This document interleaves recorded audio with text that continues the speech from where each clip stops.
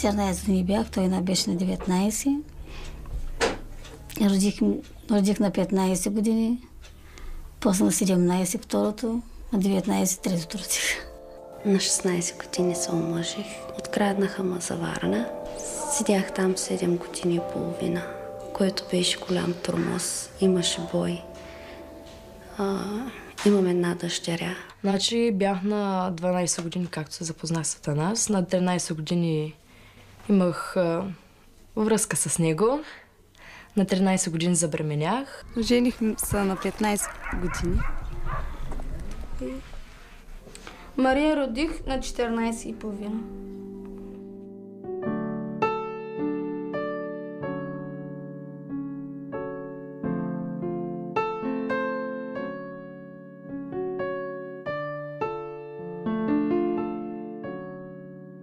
Според проучване, направено през 2011 година от международна неправителствена организация, 10 милиона момичета под 18 години се омъжват годишно по света.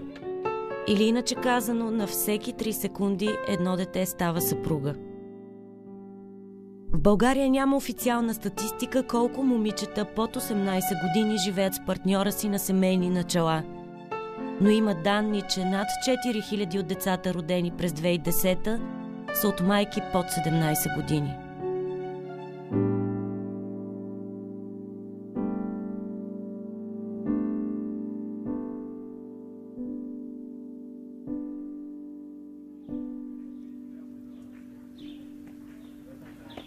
Значи аз съм родена по принцип в град Добрич. Живея в едно село Добрич с моите родители, майка ми и баща ми.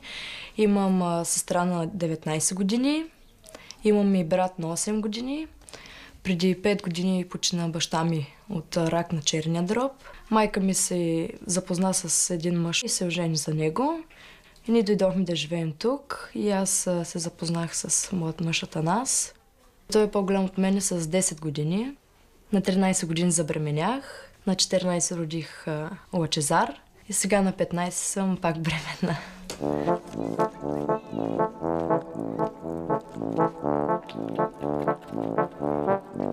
Зюмбюла и Борис живеят сами на съпружески начала под един покрив. И двамата вече имат по един неуспешен опит в създаването на семейство.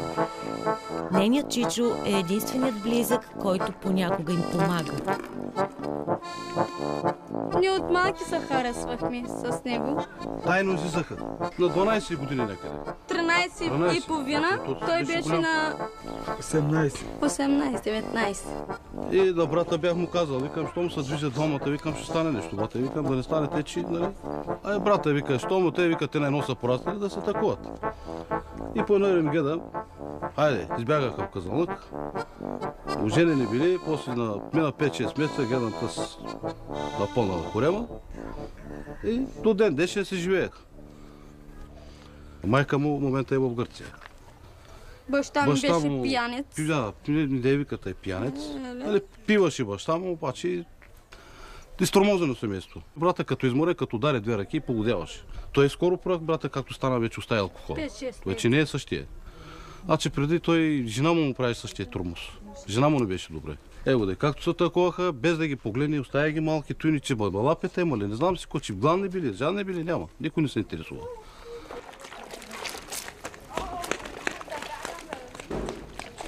Татко като пише, майка се разкръщяваше. Татко да не би и тя бягаше така към двора. И ни давай с него. Такви не бяха такова с положението. С майка ми имаше такива проблеми да се бият. Кечмания. Нестабилната среда, в която е живяла Зюмбюла, я потиква да създаде свое семейство. Много млади момичета като нея се омъжват рано, бягайки от враждебността в дома си и търсейки по-добър живот за себе си. Не винаги обаче момичетата сами избират кога и за кого да се омъжат. Някъде на 14 години едни семейни приятели са казали за мене. Дойдоха и са ме харесали. Минаха са 2 години и след това той ме извика.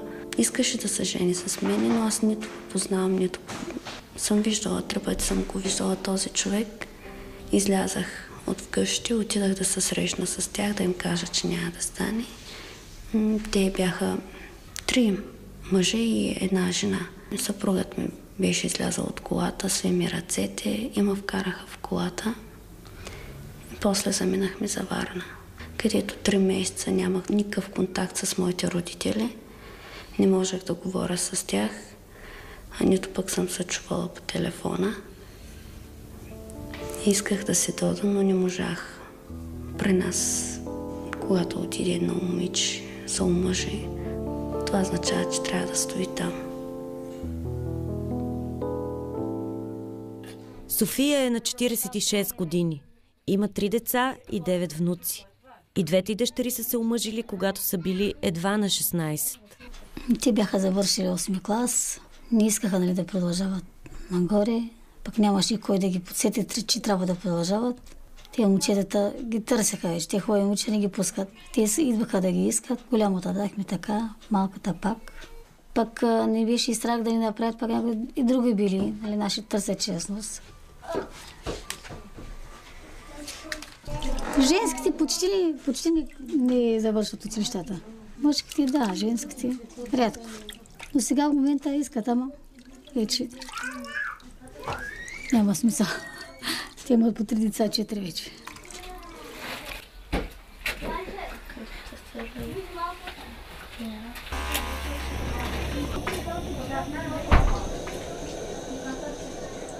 Полицията ги разпитваха, но по някакъв начин постоянно лачеха от хотел на хотел в някакви други градове и така. Те ме накараха да напиша някакво писмо до нашите, че съм съгласна и за това нищо не можаха да ми направят полицаите. На тях след известно време почнахме нормално семейен живот, но когато почнахме нормално, той почна да ме бие. Беше ми забранено да излизам сама навсякъде. Иван, нали, сина ми, се ожени на голям. Той завърши средно образование. Също той се открадна момичето. От училище я взема, тя беше в 9-ти клас. Качиха се на автобуса, на таксили, отидаха в Сливен.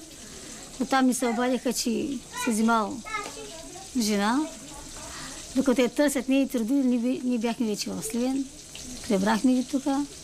Те дойдоха с цяла група. Давайте Ваня, давайте няма Ваня, няма Ваня. Скрихме я. И те се тръгнаха, след тях ние тръгнахме пък да се разберем, че и тук да не я търсят на друго място. И се разбрахме с тях. Правихме годежа. Сега си има 2 деца вече.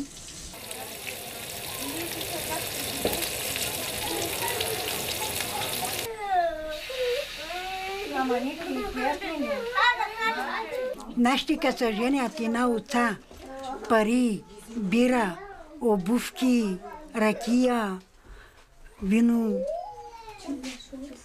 Иначе няма да е мила, пък те и заради парите мила става. Пък не даваш ли пари, не ти мила. Нямаш. Добре, да, ако не се обичат младите, що трябва да... Ами нали той я открадна, как няма да я обича? Той като я открамва, значи обича я. Пък като не я открамва, значи не я обича. Зорлан не може да го женим. Ами тя не го обича него? Ами като не обичаш, той идва подери му. Идваш подери ми, значи ме обичаш. Открамнахта. И вече към майката, бащата да си берат гарето.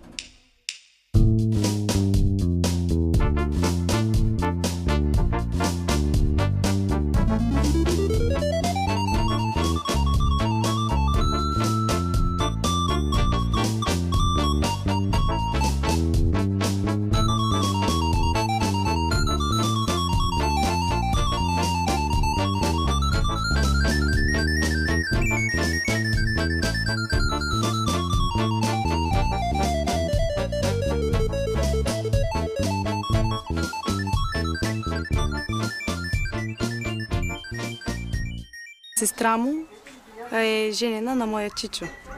И ние идвахме тук на гости и го срещнах. Излязахме заедно на кафе с всичките, с сестра му, с чичо ми. Говорихме си като приятели. След това той идваше в Ямбол, в училище и там вече взехме да излизаме заедно. Като гаджета там. Просто бях убедена, че той ще ми, нали, за по-нататък моя мъж.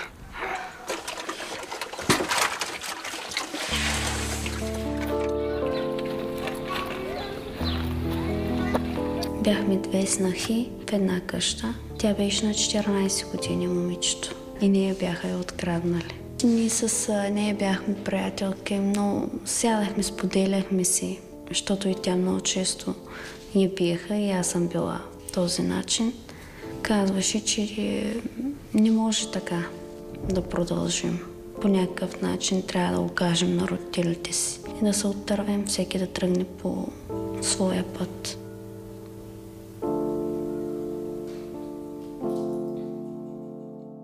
Бях на 14 години. Учих тук в село Веселиново. Свекървата един ден ме видя, хареса ме. И дойдоха да ме иска да, нали, в завой. Там в началото не ми даваха. Тя ни продължиха няколко пътя. И докато нашите се съгласиха, ми дадаха. Мъжа ми беше в казармата. Оставаше му само 25 дена да се вълня. И докато той се вълни, аз вече бях тук. Аз не го познавах. Видяхме се само веднъж. Се оженихме. Аз бях малка, не знаех за какво става въпрос.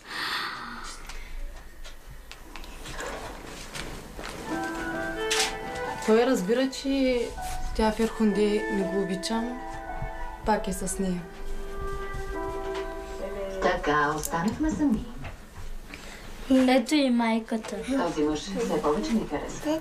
На мен също. Сериозно.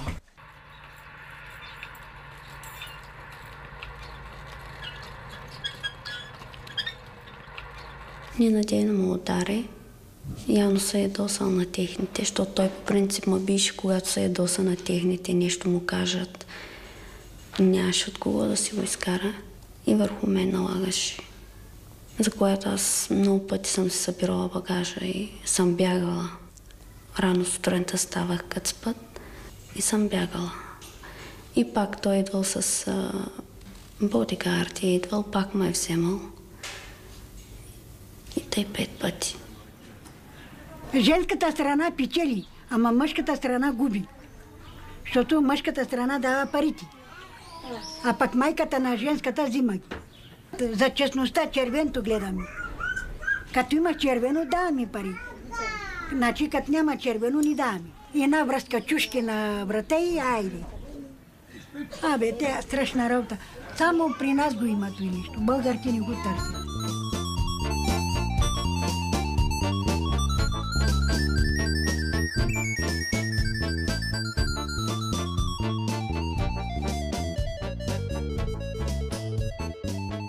Честно, това е за първи път да се случи в нашата къща, нали? С момчето, което иска, трябва да е за първи път на нея. Тогава е обичана снаха, обичана дъщеря, харесват всичките. А има и случаи, когато идват, нали, не от първото момче, но положение на време свикат с тях, но му става петно за цял живот. И за последно, когато конкретно се разделихме, след смъртта на майка ми, аз останах там, те не искаха да остана. Нашия обичай до 40-я ден поне трябва да се седи. Не ме оставиха, искаха след 7-я ден да се замина. Аз не се съгласих. Останах. Той се е направил някакъв план. Ще дойде да живее при нас, да ме вземе с колата, да се съберем дрехите от Варна и ще се преместим в нашето село да си живеем. Дойде, каза го на баща ми, тръгнахме с колата.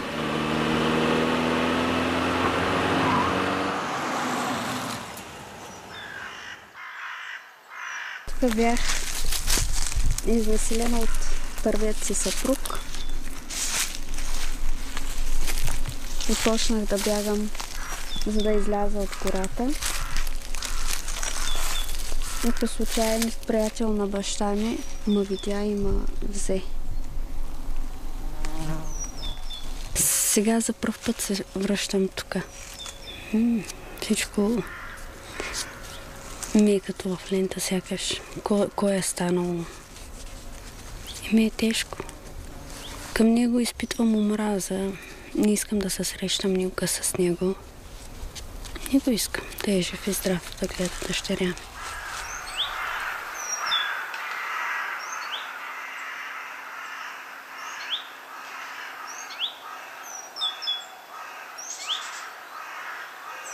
Хей, ръчички, хей ги две, те ме слушкат най-добре. Едната ми е другата, а пък двете лицета. Браво! Айде напред, браво! Първоначално майка ми не беше съгласна да живея тук. Когато разбра, че съм бременна, ме взе във Варна и ме закара в един дом. Там бях за 6 месеца с договор. Родих там Лъчезар. Те говориха като дом за майки, непълнолетни майки с деца. Лъчезар беше на 3 месеца, когато дойдох в Долна Митрополия за пръв път с него. Не ми позволяваха да идвам постоянно, защото още детето беше на моето име. Детето сега е на баща си на имената. Тогава ми позволиха вече да върна в Долна Митрополия и да живея с него. Майка ми после не беше съгласна да съм с него. Ние бяхме се скарали. Аз си казах, дори тя да не е съгласна, пак ще дойда тук да живее, няма да оставя детето ми без баща или пък да го дам на държавата. И майка ми каза, що така си решила твоя живота. На колко си години? На 15 навършени. Така, значи това, кое е някъде 16-та седмица трябва да. Сега ще видим как се развива бебето. Второто ти бебе. Бебето е около 16 см, 17 и тежи 100 грама. Искам да му видим сърчицето, да видим плацентата и да видим всичко. Сега, ако трябва да кажа, коя е най-младата бременна, която аз съм наблюдавал, на 12 години. Но има много. Десетки са на 14 и под 16 години. С стотици не мога дори да си спомня всички от тях.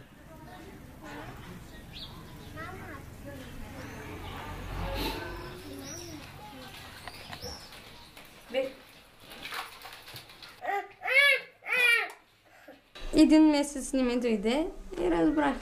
Додахме тук и казах на ситкървата, че съм бременна. Само на нея казах, тя почна да казва на чичо ми, на майка ми и те разбраха. Никога не съм се споделяла с майка или с някой друг. Какво прави или нещо друго. С никой не съм се споделяла. Когато бях бременна. Тогава с най-хубавия ми живот беше там долу-горе. Много хубаво се разбирахме с Борис.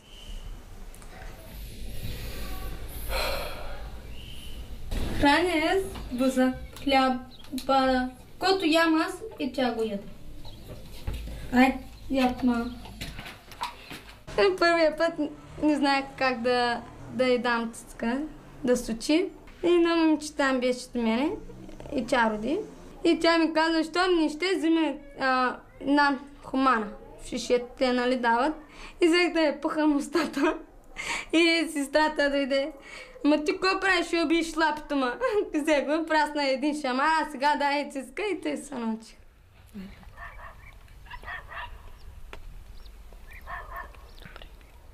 В болницата стоях 4 дена.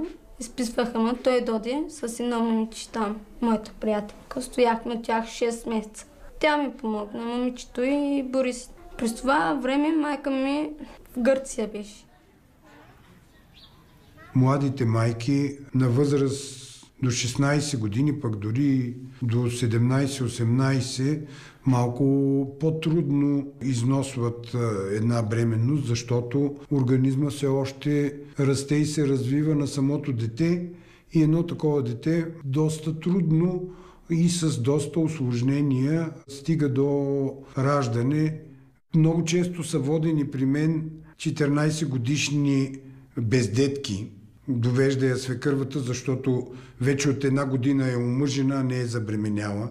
И аз това обясних на свекървата, че не бива такова дете да се иска от него да забремене, защото му трябва време да порасне. И казах, хранете я още 2-3 години да порасне и тогава ще има бебе. Условията са такива, че ние, обществото в България, сме част от развития свят и сме приели, че не е нормално за нас, деца, а деца за нас са всички до 18 години, да раждат и да гледат деца. Надя Шабани е председател на Държавната агенция за закрила на детето. Ранните бракове и раждания са един от основните проблеми, с които се сблъсква институцията. В това отношение законодателните и административните мерки са неефективни. Закона си работи въпроса в каква степен.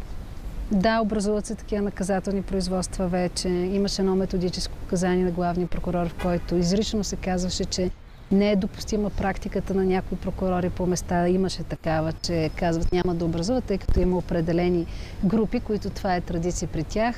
Това методическо указание каза, не, няма такива групи. Това са деца и този закон важи за всички. Но това естествено му трябва време. Според българското законодателство, както родителите, които склоняват децата си да заживеят съпружески с други лица, така и самите лица, които имат отношения с непълнолетни,